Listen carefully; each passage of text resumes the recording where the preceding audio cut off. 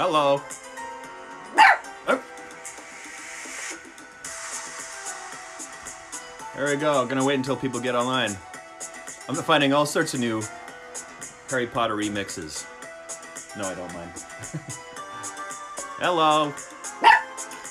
Yeah. Who's that? Who's that, huh? I don't know if I got it right. Mark said it's the wrong way around. All right, enough of that. Okay. Hello, everybody. The scar is there. And also, it's the first day of spring, so I'm wearing something floral. First day of spring, everybody. It's a great day. We went bike riding today with Mark. Mark's here too, again, chomping away and eating food. And he's going to be my Harry Potter advisor once more for all the things I mispronounce. First of all, for those of you, there's new people I know that have joined. I haven't read the books ever. First time reading them. I have not seen the movies except for first two that came out. The last one, don't remember a lot at all. So basically, don't know much about Harry Potter. Discovering it all as I go along. Making up the voices too. I've been getting some corrections from everybody. So thank you very much. I read the comments. Thank you for all the really nice things you've sent me in personal messages and also on here. I really appreciate it. And I'm glad you're having fun, because I am too. Okay, so we are now on page, let's see, 62 of the first book. So if you're following along, you can go on 62. The previous ones, thank you for bringing that up. I will be uploading them tomorrow finally. I tried to do it today, but there was some difficulties with the files and different things like that. So I will get them up tomorrow and you can catch up if you would like to. All right. This is a real look. Yes, it is. This is a real look. Okay. So we're page 62. Harry Potter just went into, what's it called again? Mugrums? No, Quidums? Muggets? What's this marketplace called? Grimmuts? Mudrids? Gringotts. That's just went to Gringotts, picked up a whole load of cash that his parents left behind for him. He bought a cauldron, ran into Malfoy, yeah, Malfoy, right? Yeah, into a snobbish kid that I'm still trying to get the voice for. Yeah, chicken muggets. That's what it's called. All right, so we're on page 62, and we'll get started. I don't know if you can hear the music at all. Sometimes it gets a bit too loud for me and distracts me. Okay. Outside the apothecary, Hagrid checked Harry's list again. Just your wand left. Oh, yeah. Oh, yeah. There we go again. The yeah's back. And I still haven't got your birthday present. Harry felt himself go red. You don't have to. I know I don't have to. Tell you what. I'll get your animal. Not a toad. Toads went out of fashion years ago. You'd be laughed at. And I don't like cats. They make me sneeze. I'll get you an owl. All the kids wants owls. They're dead useful. Carry a post and everything. 20 minutes later, they left Elop's Owl Emporium, which had been dark and full of rustling and flickering, jewel-bright eyes. Harry now carried a large cage which held a beautiful snowy owl, fast asleep with her head under a wing. He couldn't stop stammering his thanks, sounding just like Professor Quirrell. Don't mention it, said Hagrid gruffly. Don't expect you've had a lot of presents from them Dursleys. Just Ollivanders left now. Only place for wands, Ollivanders. And you gotta have the best wand. A magic wand. This was what Harry had been really looking forward to. The last shop was narrow and shabby. Peeling gold letters over the door read, Ollivanders, makers of fine wands since 382 BC. A single wand lay on a faded purple cushion in the dusty window. A tinkling bell rang somewhere in the depths of the shop as they stepped inside. It was a tiny place, empty except for a single spindly chair, which Hagrid sat on to wait. Harry felt strangely, as though he had entered a very strict library. He swallowed a lot of new questions which had just occurred to him, and looked instead at the thousands of narrow boxes piled neatly right up to the ceiling. For some reason, the back of his neck prickled. The very dust and silence in here seemed to tingle with some secret magic. Okay, so this is a soft voice. Good afternoon, said a soft voice. Harry jumped. Hagrid must have jumped too, because there was a loud crunching noise, and he got quickly up the spindly chair. An old man was standing before them, his wide, pale eyes shining like moons through the gloom of the shop. Hello, said Harry awkwardly. Ah, yes, said the man. Yes, yes. I thought I'd be seeing you soon, Harry Potter. It wasn't a question. You have your mother's eyes. It seems only yesterday she was in here herself, buying her first wand. 10 1/4 inches long, swishy, made of willow. Nice wand for charm work. Mr. Ollivander moved closer to Harry. Harry wished he would blink. Those silvery eyes were a bit creepy. Okay, he's a bit of an odd guy. Okay, I'm going to try to do it with wide eyes like he has. Oh, wait. Silvery, not wide eyes. He's got wide, pale eyes. Yeah, wide. Okay, here we go. Your father, on the other hand, favored a mahogany wand, 11 inches, pliable, a little more power and excellent for transfiguration. Well, I say your father favored it. It's really the wand that chooses the wizard, of course. Okay, I'm going to get my eyes open all the time. Mr. Ollivander had come so close that he and Harry were almost nose to nose. Harry could see himself reflected in those misty eyes. And that's where... Mr. Ollivander touched the lightning scar on Harry's forehead with a long white finger. I'm sorry to say I sold the wand that did it, he said softly. 13 1/2 inches. You. Powerful wand, very powerful, and in the wrong hands. Well, if I had known what that wand was going out into the world to do. He shook his head, and then, to Harry's relief, spotted Hagrid. Rubius? Rubius, that's it. Rubius Hagrid, how nice to see you again. Oak 16 inches, rather bendy, wasn't it? It was, sir, yes, said Hagrid. Good wand, that one. But I suppose they snapped it in half when they got expelled, said Mr. Ollivander, suddenly stern. Yes, they did, yes, said Hagrid, shuffling his feet. I've still got the pieces, though, he added brightly. But you don't use them? Said Mr. Ollivander sharply. Oh, no, sir, said Hagrid quickly. Harry noticed that he gripped his pink umbrella very tightly as he spoke. Okay, so it's in Rubeus. It's the pieces of the wand are in the umbrella, for sure. I'm a detective.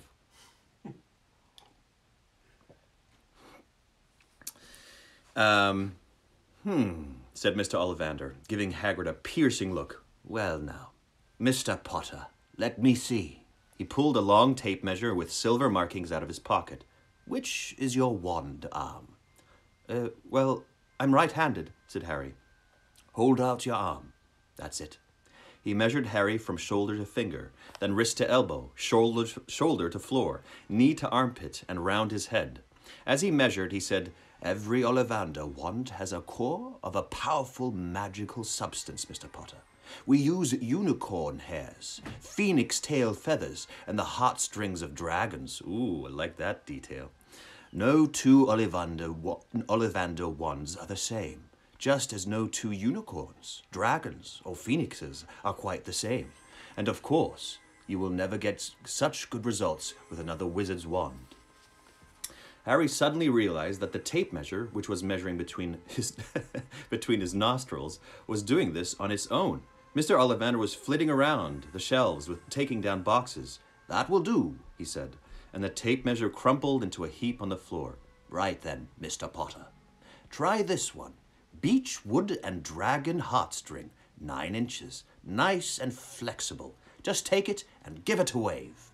Harry took the wand and, feeling foolish, waved it around a bit. But Mr. Ollivander snatched it out of his hand almost at once. Maple and phoenix feather, 7 inches, quite whippy. Try! Harry tried, but he had hardly raised the wand when it, too, was snatched back by Mr. Ollivander. No. Here, ebony and unicorn hair, 8 1/2 inches, springy. Go on, try it out. Harry tried and tried. He had no idea what Mr. Ollivander was waiting for. The pile of tried wands was mounting higher and higher on the spindly chair, but the more wands Mr. Ollivander pulled from the shelves, the happier he seemed to become. Tricky customer, eh? Not to worry. We'll find the perfect match here somewhere. I wonder now. Yes, why not? Unusual combination. Holly and phoenix feather, 11 inches, nice and supple. Harry took the wand. He felt a sudden warmth in his fingers. He raised the wand above his head, brought it swishing down through the dusty air, and a stream of red and gold sparks shot from the end like a firework, throwing dancing spots of light onto the walls. Hagrid whooped and clapped, and Mr. Ollivander cried, "Oh, bravo! Yes, indeed. Oh, very good. Well, well, well. How curious. How very curious." He put Harry's wand back into its box and wrapped it in a brown paper, still muttering, "Curious, curious." "Sorry," said Harry, "but what's curious?" Mr. Ollivander fixed Harry with his pale stare. "I remember every wand I ever sold, Mr. Potter. Every single wand. It so happens that the phoenix whose tail feathers is in your wand gave another feather, just one other. It is very curious indeed that you should be destined for this wand, and when its brother, why, its brother gave you that scar." Harry swallowed. "Yes, 13.5 inches. You, curious indeed how these things happen. The wand chooses the wizard, remember. I think we must expect great things from you, Mr. Potter. After all, he who must not be named did great things. Terrible, yes, but great." Harry shivered. He wasn't sure he liked Mr. Ollivander too much. He paid 7 gold galleons for his wand, and Mr. Ollivander bowed them from his shop. I don't know, I kind of like him. He's just like one of those oracle types where they're always like, "Oh, this is happening." He seems like he would speak in riddles, but he doesn't. Oh, check out this glass. Yeah. Great things indeed. Can you hear the music in there? Goosebumps. Yeah, I'm sorry, Jordan. I shouldn't comment on what I like and dislike. You're right. You're right. The late afternoon sun hung low in the sky as Harry and Hagrid made their way back down Diagon Alley, back through the wall, back through the leaky cauldron, now empty. Harry didn't speak at all as they walked down the road. He didn't even notice how much people were gawping at them on the underground, laden as they were with all their funny-shaped packages, with the sleeping snowy owl on Harry's lap. Up another escalator, out into Paddington Station. Harry only realized where they were when Hagrid tapped him on the shoulder. Got time for a bit to eat before your train leaves," he said. He brought Harry a hamburger, and they sat down from the hamburger bar. And they sat down on plastic seats to eat them. Harry kept looking around. Everything looked so strange somehow. "You all right, Harry?" "You're very quiet," said Hagrid. Harry wasn't sure he could explain. He just had the best birthday of his life, and yet he chewed his hamburger, trying to find the words. "Everyone thinks I'm special," he said at last. All these people in the leaky cauldron, Professor Quirrell, Mr. Ollivander. But I don't know anything about magic at all. How can they expect great things? I'm famous and I can't even remember what I'm famous for. I don't know what happened when the night my parents died." Hagrid leant across the table. Behind the wild beard and eyebrows, he wore a very kind smile. "Don't you worry, Harry. You'll learn fast enough. Everyone starts at the beginning at Hogwarts. You'll be just fine. Just be yourself. I know it's hard. You've been singled out, and that's always hard. But you'll have a great time. But you'll have a great time at Hogwarts. I did. Still do, as a matter of fact." Hagrid helped Harry onto the train that would take him back to the Dursleys, then handed him an envelope. "Your ticket for Hogwarts," he said. "1st of September, King's Cross. It's all on your ticket.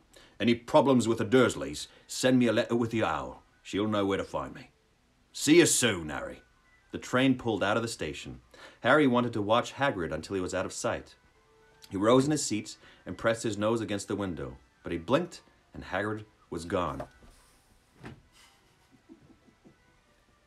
I wish every single time somebody disappears or the wizards do some kind of spell, they go some kind of magic flourish like magicians do. That'd be the best if all the wizards would act like stage magicians. They'd be like, what have I heard? From pullabum blam blam. What's like one of the spells that they say? What's one of the spells? From billabum blam blam, and then they do a flourish just to impress everybody around them. Yeah. I don't know any of the spells. I have no idea. Okay, on to the next one. Chapter 6. The journey from platform 9 3/4. Harry's last month with the Dursleys wasn't fun. True, Dudley was now so scared of Harry he wouldn't stay in the same room, while Aunt Petunia and Uncle Vernon didn't shut Harry in his cupboard, force him to do anything, or shout at him. In fact, they didn't speak to him at all. Half terrified, half furious, they acted as though any chair with Harry in it was empty. Although this was an improvement in many ways, it did become a bit depressing after a while. Harry kept to his room, with his new owl for company. I want a pet owl. It's awesome. Kidding me? He had decided to call her Hedwig, a name he found in a history of magic. His school's books were very interesting. He lay on his bed, reading late into the night, Hedwig swooping in and out of the open window as she pleased. It was lucky that Aunt Petunia didn't come in to hoover it anymore, because Hedwig kept bringing back dead mice. Every night before he went to sleep, Harry ticked off another day on the piece of paper he had pinned to the wall, counting down to September the 1st. On the last day of August, he thought he'd better speak to his aunt and uncle about getting to King's Cross Station next day. So he went down to the living room where they were watching a quiz show on television. He cleared his throat to let them know he was there, and Dudley screamed and ran from the room. Uncle Vernon? Uncle Vernon grunted to show he was listening. I need to be at King's Cross tomorrow to go to Hogwarts. Uncle Vernon grunted again. Would it be all right if you gave me a lift? Grunt. Harry supposed that meant yes. Thank you. He was about to go back upstairs when Uncle Vernon actually spoke. Funny way to get to wizard school, the train. Magic carpets all got punctures, have they? Harry didn't say anything. Where is this school, anyway? I don't know, said Harry, realizing this was for the first time. He pulled the ticket Hagrid had given him out of his pocket. I just take the train from platform 9 3/4 at 11 o'clock, he read. His aunt and uncle stared. Platform what? 9 3/4. Don't talk rubbish, said Uncle Vernon. There is no platform 9 3/4. It's on my ticket. Barking, said Uncle Vernon. Howling mad, the lot of them. You'll see. You just wait. All right, we'll take you to King's Cross. We're going up to London tomorrow anyway, or I wouldn't bother. Why are you going to London? Harry asked, trying to keep things friendly. Taking Dudley to hospital, growled. Taking Dudley to hospital, growled Uncle Vernon. Got to have that ruddy tail removed before he goes to Smeltings. Okay, he's still got that tail for... Oh, that's probably why he was screaming and scared and running out of the room. He's going to get turned into more of... Large, rather soft for sure, Harry. Are you talking about me, Nathan? Yeah, you are. I know you are, Nathan. I know. A little bit awkward to be around in public. Shut up. Harry woke at 5 o'clock the next morning and was too excited and nervous to go back to sleep. He got up and pulled on his jeans because he didn't want to walk into the station in his wizard's robes. He'd change on the train. He checked his Hogwarts list yet again to make sure he had everything he needed, saw that Hedwig was shut safely in her cage, and then paced around the room, waiting for the Dursleys to get up. 2 hours later, Harry's huge, heavy trunk had been loaded into the Dursleys' car. Aunt Petunia had talked Dudley into sitting next to Harry, and they had set off. They reached King's Cross at 10:30. Uncle Vernon dumped Harry's trunk onto a trolley and wheeled it into the station for him. Harry thought this was strangely kind until Uncle Vernon stopped dead, facing the platforms with a nasty grin on his face. Well, there you are, boy. Platform 9, platform 10. Your platform should be somewhere in the middle, but they don't seem to have that built. They don't seem to have built it yet, do they? He was quite right, of course. There was a big plastic number 9 over one platform, and a big plastic number 10 over the one next to it, and in the middle, nothing at all. Have a good turn, said Uncle Vernon with an even nastier smile. He left without another word. Harry turned and saw the Dursleys drive away. All three of them were laughing. Man, these guys are douchebags. Harry's mouth went rather dry. What on earth was he going to do? He was starting to attract a lot of funny looks because of Hedwig. He'd have to ask someone. He'd have to ask someone. He stopped a passing guard, but didn't dare mention platform 9 3/4. The guard had never heard of Hogwarts, and when Harry couldn't even tell him what part of the country it was in, he started to get annoyed, as though Harry was being stupid on purpose. Getting desperate, Harry asked for the train that left at 11 o'clock, but the guard said there wasn't one. In the end, the guard strode away, muttering about time wasters. Harry was now trying hard not to panic. Sorry. Where are we going? Harry was now trying hard not to panic. According to the large clock over the arrivals board, he had 10 minutes left to get on the train to Hogwarts, and he had no idea how to do it. He was stranded in the middle of a station with a trunk he could barely lift, a pocket full of wizard money, and a large owl. Hagrid must have forgotten to tell him something you had to do, like tapping the third brick on the left to get into Diagon Alley. He wondered if he should get out his wand and start tapping the ticket box between platforms 9 and 10. At that moment, a group of people passed just behind him, and he caught a few words of what they were saying. Oh, wait, what's that? Oh, yeah, okay. And packed a few words of what they were saying. Packed with muggles, of course. Harry swung around. The speaker was a plump woman. Okay, so it's a woman. Who was talking to 4 boys, all with flaming red hair. Each of them was pushing a trunk like Harry's in front of him, and they had an owl. Heart hammering, Harry pushed his trolley after them. They stopped, and so did he, just near enough to hear what they were saying. Okay, who's saying this? The boy's mother. Now, what's the platform's what's the platform number? Said the boy's mother, little girl. 9 3/4. Piped I don't know. I'll get there. Piped a small girl, also red-handed, who was holding her mum. Oh, that's probably Hermione. That's probably Hermione. I know that the 3 main characters, so that's probably Hermione, right? Mum, can't I go? You're not old enough, Ginny. Now be quiet. All right, Percy, you go first. Okay, give me tips on these characters. I'm gonna read through these, and they're the Weasleys. The Weasleys, right? The Weasleys. Give me tips on them, and I'll read through the comments and try and better these voices for tomorrow. Oh, it's Ginny or Ginny? Ginny. Ginny. So that's not Hermione. That's Ginny. No. Okay. What looked like the oldest boy marched towards platform 9 and 10. Harry watched, careful not to blink in case he missed it, but just as the boy reached the divide between the 2 platforms, a large crowd of tourists came swarming in front of him, and by the time the last rucksack had cleared away, the boy had vanished. Fred, you next, the plump woman said.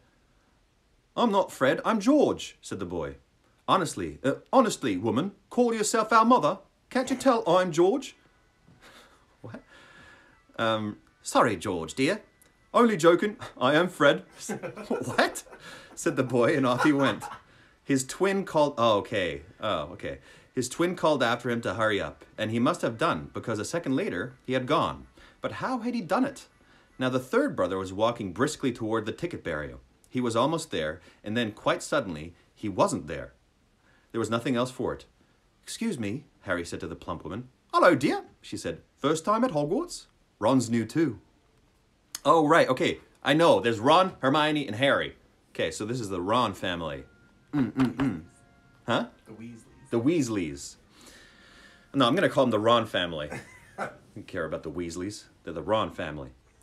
She pointed at the last and youngest of her sons. He was tall, thin, and gangling, with freckles, big hands and feet, and a long nose. Yes, said Harry. The thing is, I don't know how to get on the platform, she said kindly, and Harry nodded. Not to worry, she said. All you have to do is walk straight at the barrier between platforms 9 and 10. Don't stop, and don't be scared. You'll crash into it. That's very important. Best do it at a bit of a run if you're nervous. Go on. Go now, before Ron. Oh, okay, said Harry. He pushed his trolley round and stared at the barrier. It looked very solid. He started to walk towards it. People jostled him on their way to platforms 9 and 10. Harry walked more quickly. He was going to smash right into that ticket box, and then he'd be in trouble. Leaning forward on his trolley, he broke into a heavy run. The barrier was coming nearer and nearer. He wouldn't be able to stop. The trolley was out of control. He was a foot away. He closed his eyes, ready for the crash. It didn't come. What? He kept on running. He opened his eyes. A scarlet steam engine was waiting next to a platform packed with people. A sign overhead said, Hogwarts Express, 11 o'clock. Harry looked behind him and saw a wrought iron archway where the ticket box had been, with the words, Platform 9 and 3/4 on it. He had done it. Smoke from the engine drifted over the heads of the chattering crowd, while cats of every color wound here and there between their legs. Owls hooted to each other in a disgruntled sort of way over the babble and the scraping of heavy trunks.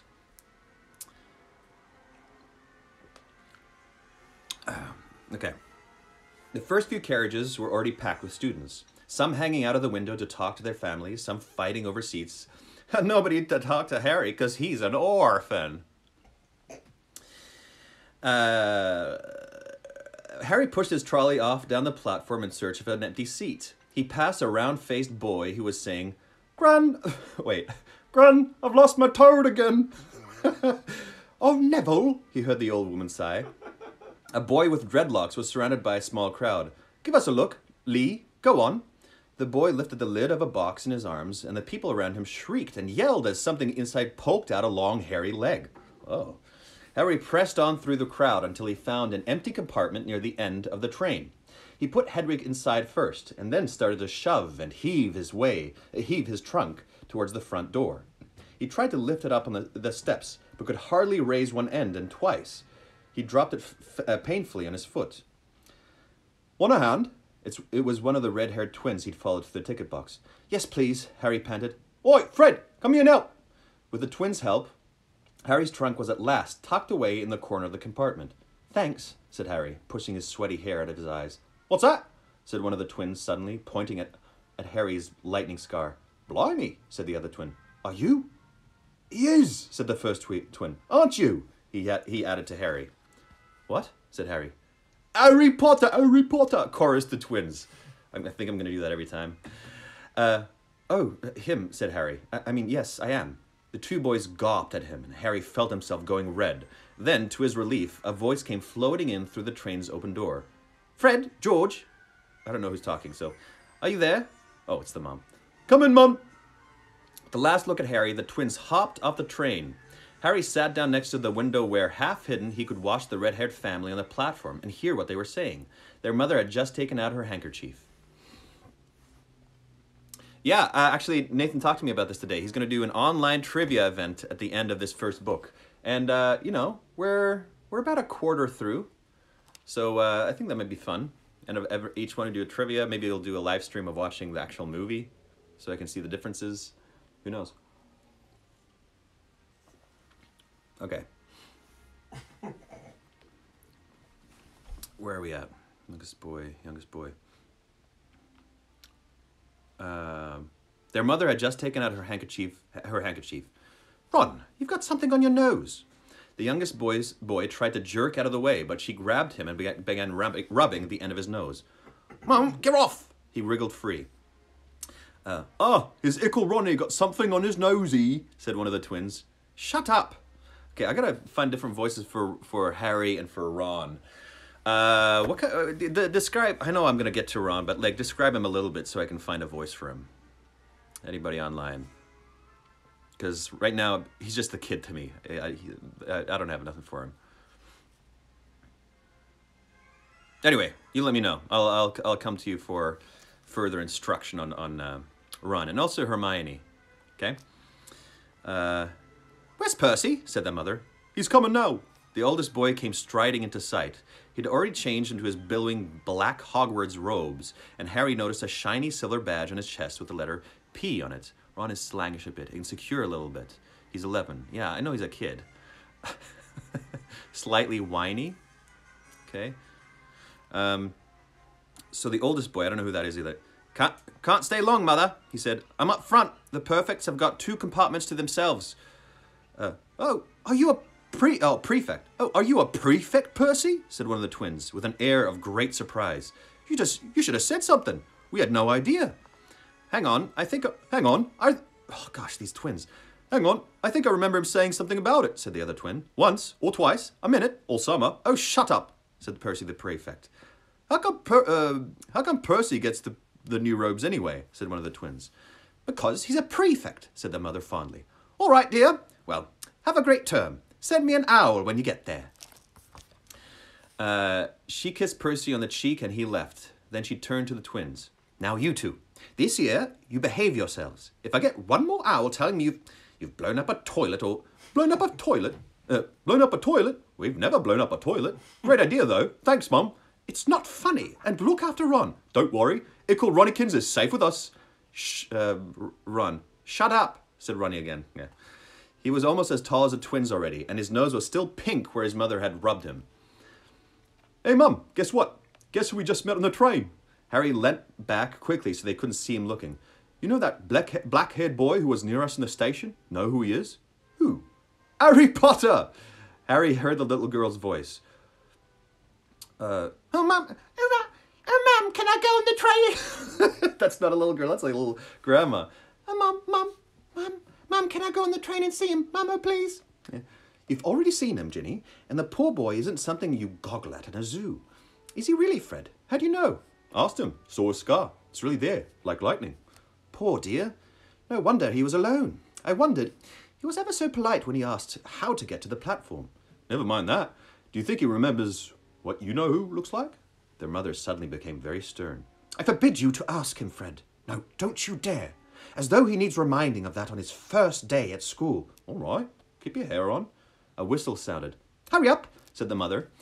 And the three boys clambered onto the train. They leant out of the window for her to kiss them goodbye, and their younger sister began to cry. Don't, Ginny. Don't, Ginny. We'll send you loads of owls. We'll send you a Hogwarts toilet seat. George! Only joking, Mum. The train began to move. Harry saw the mothers waving and their sister half laughing, half crying, running to keep up with the train until it gathered too much speed. Then she fell back and waved. Oh man, all these voices, yeah, they're a little hard. They're a little difficult to do. I'm going to have to find very different voices for all these kids. And I don't even know how many kids are at this school. There's going to be a ton of kids. I feel like I almost want to do like a script where you go ahead and mark, but then I would know what's happening and it would be the same thing. Yeah, so I'll just read your comments and then I'll do my best as I go through, okay? Yeah. I'll just have fun with it, you know? I'll just have a great time. All right, what's next? Harry watched the girl and her mother disappear as the train rounded the corner. Houses flashed past the window. Harry felt a great leap of excitement. He didn't know what he was going to, but it had better. What? He didn't know what he was going to, but it had to be better than what he was leaving behind. The door of the compartment slid open, and the youngest redheaded boy came in. Okay, what are some of the adjectives or descriptions of Ron that popped up in the feed? What was it again? So they said a little whiny. A little whiny? Somebody, or I would say that he's like more working class than the Dudleys. Working class, okay. You know, his parents are like hardworking people. Yeah. I don't know how. Little whiny, little lower class. Little whiny, like he's definitely kind of insecure in certain circumstances, but he like, you know, he's got this like kind of bravado and like a little bit of joking kind of a thing. He's a bit goofy. Yeah, he's the youngest boy, and he's got his older brothers who are okay. Like, all right, I'll give it a shot. Let's see what I got for him. Anyone sitting there? Anyone sitting there? He asked, pointing at the seat opposite. Everywhere else is full. Yeah, Harry shook his head, and the boy sat down. He glanced at Harry and then looked quickly out of the window, pretending he hadn't looked. Harry saw he still had a black mark on his nose. Hey, Ron. Hey, Ron! The twins were back. Listen, we're going down the middle of the train. Lee Jordan's got a giant tarantula down there. Right, mumbled Ron. Harry, said the other twin, did we introduce ourselves? Fred and George Weasley. And this is Ron, our brother. See you later then. Bye, said Harry and Ron. The twins slid the compartment door shut behind them.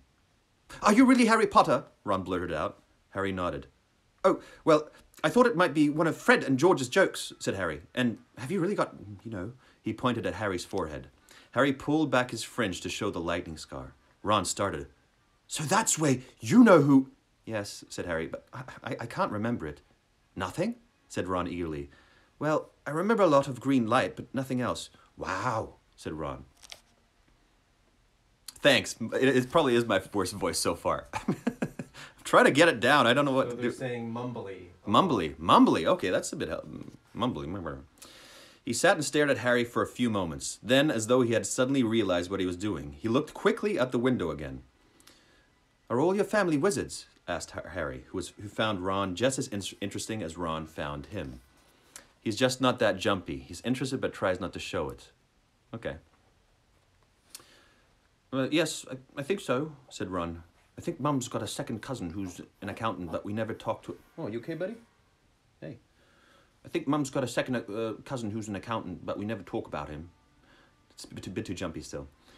So you must know loads of magic already. The Weasleys were clearly one of those old wizarding families the Pale Boy and Diagon Alley had talked about. I heard you went live with Muggles, said Ron. What are they like? Horrible. Well, not all of them. My aunt and uncle and cousin are, though. Wish I'd had 3 wizard brothers. 5, said Ron. For some reason, he was looking gloomy. I'm the 6th in our family to go to Hogwarts. You could say I've got a lot to live up to. Bill and Charlie have already left. Bill was head boy and Charlie was captain of Quidditch. Now Percy's a prefect. Fred and George mess around a lot, but they've still got really good marks, and everyone thinks they're really funny. Everyone expects me to do as well as the others, but if I do, it's no big deal, because they did it first. You never get anything new, either, with 5 brothers. I've got Bill's old robes, Charlie's old wand, and Percy's old rat. Does that work? Let's see. Ron is coming along now. Okay, good. Ron reached... Did you just give me a thumbs up? I liked it. Cool. Ron reached inside his jacket and pulled out a fat grey rat, which was asleep. His name's Scabbers, and he's useless. He hardly ever wakes up. Percy's got an owl from my dad for being made a prefect, but they couldn't have... I got Scabbers instead. Ron's ears went pink. He seemed to think he'd said too much because he went back to staring out the window. Harry didn't think there was anything wrong with not being able to afford an owl. After all, he'd never had any money in his life until a month ago, and he told Ron so, all about having to wear Dudley's old clothes and never getting proper birthday presents. This seemed to cheer Ron up. And until Hagrid told me, I didn't know anything about being a wizard or about my parents or Voldemort. Ron gasped. What? Said Harry.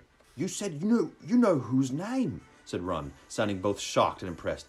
I'd have thought you, of all people... I'm not trying to be brave or anything, saying the name, said Harry. I just never knew you shouldn't. See what I mean? I've got loads to learn. I bet, he added, voicing for the first time something that had been worrying him a lot lately. I bet I'm the worst in class. You won't be. There's loads of people who come from Muggle families, and they learn quick enough. While they'd been talking, the train had carried them out of London.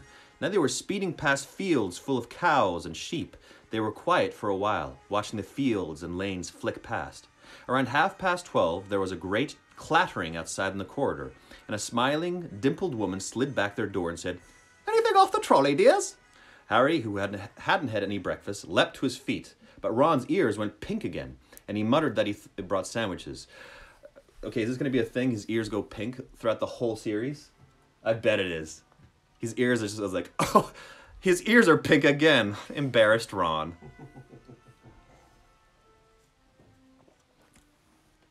Okay. He had never had any money for sweets with the Dursleys, and now that he had pockets rattling with gold and silver, he was ready to buy as many Mars bars as he could carry. But the woman didn't have Mars bars. What she did have were Bertie Bott's every flavor beans, Drooble's best blowing gum, chocolate frogs, pumpkin pasties, cauldron cakes, licorice wands, and a number of other strange things Harry had never seen in his life. Not wanting to miss anything, he got some of everything and paid the woman 11 silver sickles and 7 bronze nuts. Ron stared at Harry, brought it all back into the compartment, and tipped it into an empty seat. Hungry, are you? Starving, said Harry, taking a large bite out of a pumpkin pasty. Ron had taken out a lumpy package and unwrapped it. There were 4 sandwiches in there. He pulled one of them apart and said, "She always forgets I don't like corned beef." "Swap you for one of these," said Harry, holding up a pasty. "Go on." "You don't want this. It's all dry," said Ron. "She hasn't got much time," he added quickly. "You know, with 5 of us." "Go on, have a pasty," said Harry, who had never had anything to share before, or indeed, anyone to share it with. Oh, poor kid. He's 11 years old, he'd never had anybody to share something with? Oh, man. It was a nice feeling sitting there with Ron, eating their way through all Harry's pasties and cakes. The sandwiches lay forgotten. "What are these?" Harry asked Ron, holding up a pack of chocolate frogs. "They're not really frogs, are they?" He was starting to feel that nothing would surprise him. "No," said Ron, "but see what the card is. I'm missing Agrippa." "What?" "Oh, of course, you wouldn't know. Chocolate frogs have cards inside them, you know, to collect. Famous witches and wizards. I've got about 500, but I haven't got Agrippa or Ptolemy." Harry wrapped his chocolate frog and picked up the card. I just want to know how J.K. What's her name? Rowling, right? Rowling?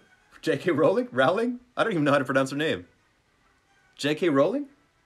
Rowling? Rowling. How she came up with all these names is like, oh, what are some 2 weird syllables to put next to each other? Okay. Oh, of course, you wouldn't know. Chocolate frogs have cards inside them, you know, to collect. Famous witches and wizards. I've got about 500, but I haven't got Agrippa or Ptolemy. Harry unwrapped his chocolate frog and picked up the card. It showed a man's face. He wore half-moon glasses, had a long, crooked nose, and flowing silver hair, beard, and mustache. Underneath the picture was the name Albus Dumbledore. "So this is Dumbledore," said Harry. "Don't tell me you've never heard of Dumbledore," said Ron. "Can I have a frog?" "I might get Agrippa, thanks." Harry turned over his card and read, "Albus Dumbledore, currently headmaster of Hogwarts. Considered by many the greatest wizard of modern times. Dumbledore is particularly famous for his defeat of the dark wizard Grindelwald in 1945, for the discovery of the 12 uses of dragon's blood, and his work on alchemy with his partner, Nicholas Flamel. Professor Dumbledore enjoys chamber music and 10-pin bowling." Okay, so this is a very different wizard from Gandalf and Lord of the Rings, probably. 10-pin bowling.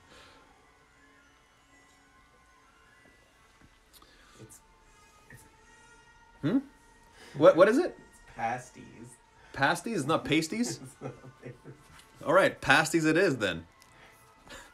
I don't even know what pasties or pasties are. Pasties are what cover your nipples. No. They're just carrying a bunch of pasties around just in case. Who knows what might happen? Who knows what I might need to cover up?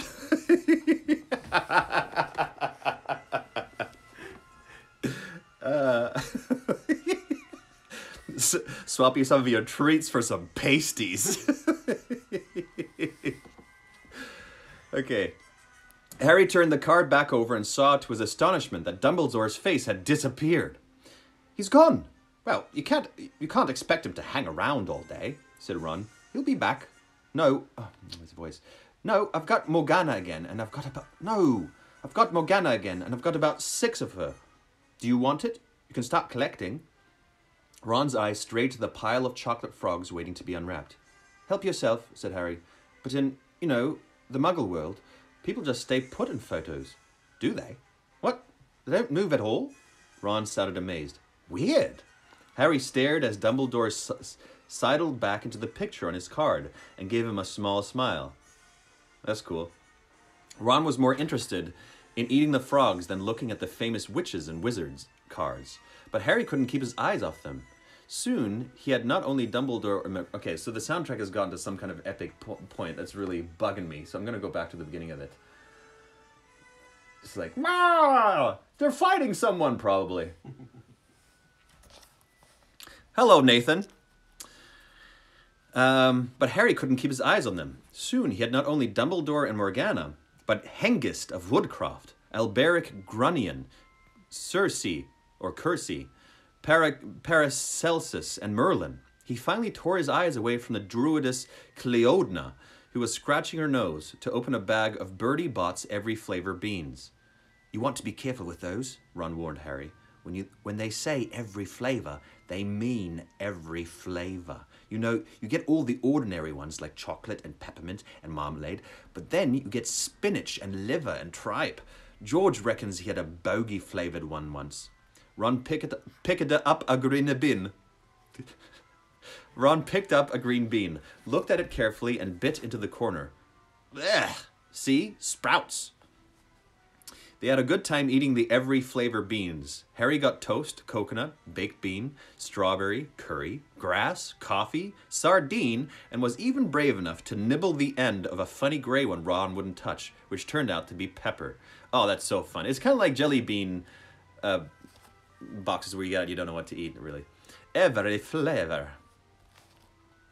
The countryside now flying past the window was becoming wilder. The neat fields had gone. Now there were woods, twisting rivers, and dark green hills. Hey, buddy, you want to come a bit closer so everybody can see you? There he is. There's the little guy.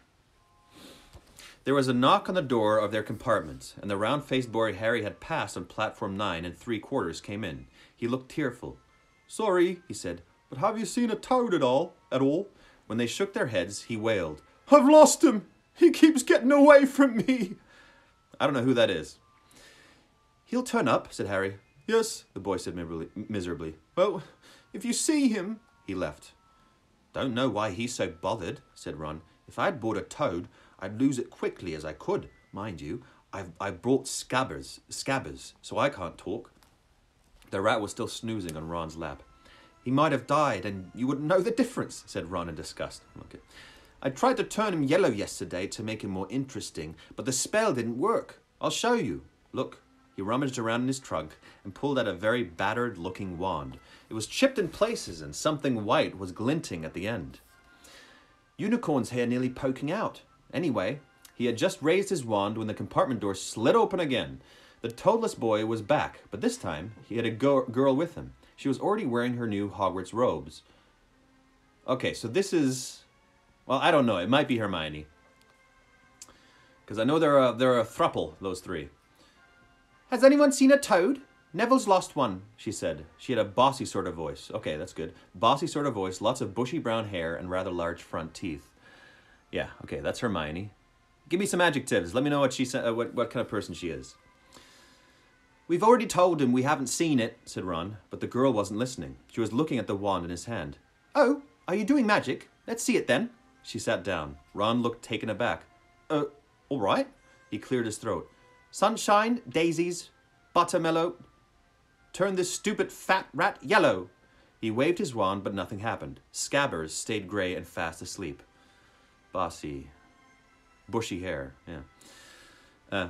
Are you sure that's a real spell?" said the girl. "Well, it's not very good, is it? I've tried a few simple spells just for practice, and it's all worked for me. Nobody in my family's magic at all. It was ever such a surprise when I got my letter, but I was ever so pleased, of course. I mean, it's the very best of school of witchcraft there is, I've heard. I've learned all our set books off by heart, of course. I just hope it would be enough. I'm Hermione Granger. I'm Hermione Granger,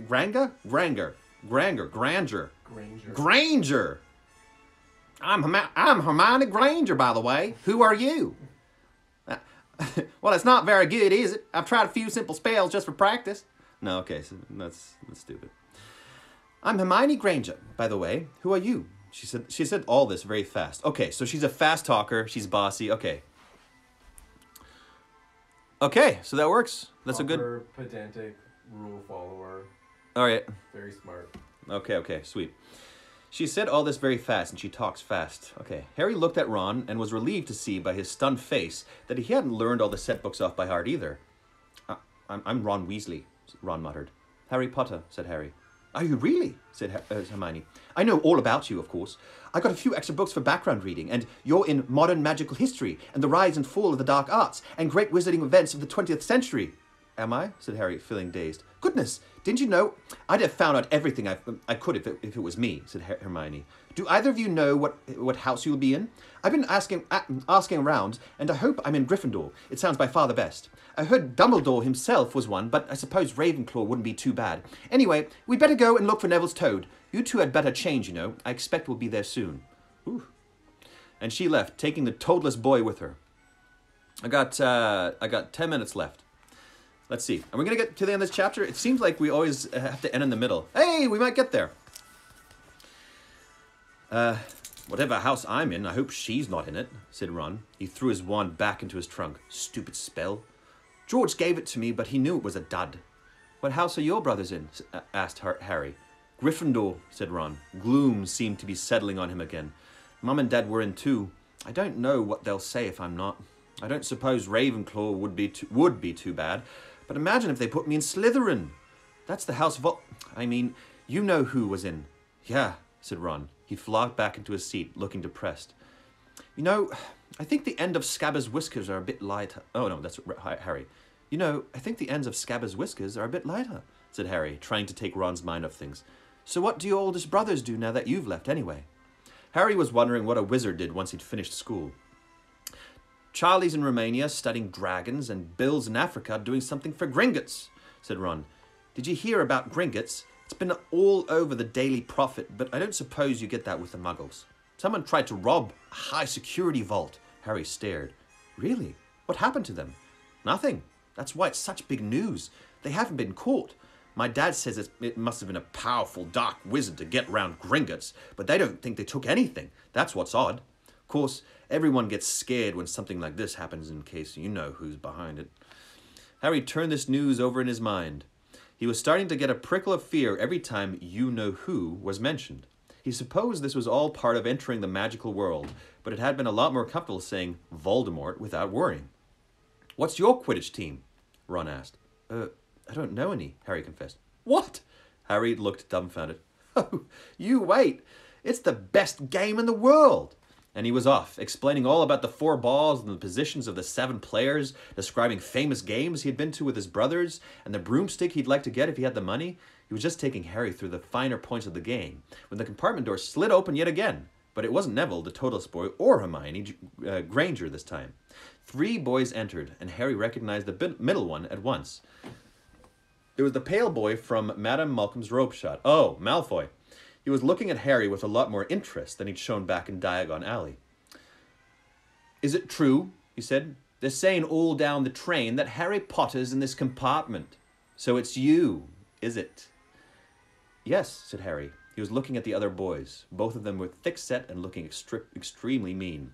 Standing either side of the pale boy, they looked like bodyguards. Oh, this is Crabbe? This is Crabbe, and this is Goyelle. I'll just say the names. Oh, this is Crabbe, and this is Goyle, said the pale boy carelessly, noticing where Harry was looking. And my name's Malfoy. Draco Malfoy. Ron gave a slight cough, which might have been hiding a snigger. Draco Malfoy looked at him. Think my name's funny, do you? No need to ask who you are. My father told me all the Weasleys have red hair, freckles, and more children than they can afford. He turned back to Harry. Crab, just Crab. All right, just Crab. Mean tone. I'm better than. You don't know the word. So yeah, yes, higher up. Okay, looking down at everybody. He turned back to Harry. You'll soon find out some wizarding families are much better than others, Potter. You don't want to go making friends with the wrong sort. I can help you there. He held out his hand to shake Harry's, but Harry didn't take it. I think I can tell who the wrong sort are. Oh no, this is Harry. I think I can tell who the wrong sort are for myself, thanks, he said coolly. Draco Malfoy didn't go red, but a pink tinge appeared in his pale cheeks. I'd be careful if I were you, Potter, he said slowly. Unless you're a bit politer. You'll go the same way as your parents. They didn't know what was good for them either. You hang around with riffraff like the Weasleys and that Hagrid, and it'll rub off on you. Both Harry and Ron stood up. Ron's face was as red as his hair. Say that again, he said. Oh, you're going to fight us, are you? Malfoy sneered. Unless you get out now, said Harry, more bravely than he felt, because Crabbe and Goyle were a lot bigger than him or Ron. But we don't feel like leaving, do we, boys? We've eaten all our food, and you still seem to have some. Goyle reached towards the chocolate frogs next to Ron. Ron leapt forward, but before he'd so much as touched Goyle, Goyle let out a horrible yell. Scabbers the rat was hanging off his finger. Sharp little teeth sunk deep into Goyle's knuckle. Crabbe and Malfoy backed away as Goyle swung Scabbers round and round, howling, and when Scabbers finally flew off and hit the window, all three of them disappeared at once. Perhaps they thought there were more rats lurking among the sweets, or perhaps they heard footsteps, because a second later, Hermione Granger had come in. "What has been going on?" she said, looking at the sweets all over the floor and Ron picking up Scabbers by his tail. "I think he's been knocked out," Ron said to Harry. He looked closer at Scabbers. "No, I don't believe it. He's gone back to sleep." And so he had.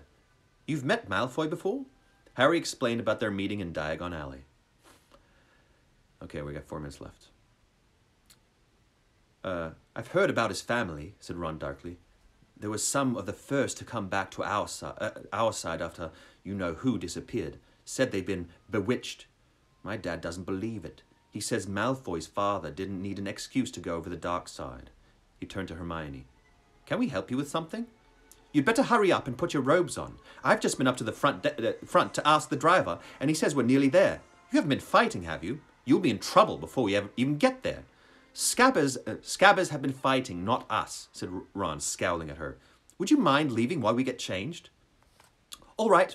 I only come in here because people outside are behaving very childishly, racing up and down the corridors," said Hermione's sniffy voice. And you've got dirt on your nose, by the way. Did you know?" Ron glared at her as she left. Harry peered out the window. It was getting dark. He could see mountains and forests on the deep purple sky. The train did seem to be slowing down. All right, going to stop there. Unfortunately, a page away, but probably won't get there unless I rush through, and I don't want to rush. Okay, friends, thanks for listening. I'm going to be back tomorrow. I read all your comments, or messages. Very happy to have this hour with you where we just can distract ourselves, have fun, discover something together. At least I can discover it, and you can laugh at my insights. It's interesting reading something that so many people have strong opinions about, because I read something and I imagine something in my head, and it's completely different from what you expect. And I'm interested. Do you have these opinions because of the movie, the voices of the movie, or the characters in the movie, or because of what you imagined in the book? Yeah, thank you too. Thanks everybody. I'll be back at 6 tomorrow, and I'm gonna try and upload the previous ones so that anybody who hasn't yet can catch up. All right? See you later, buddies.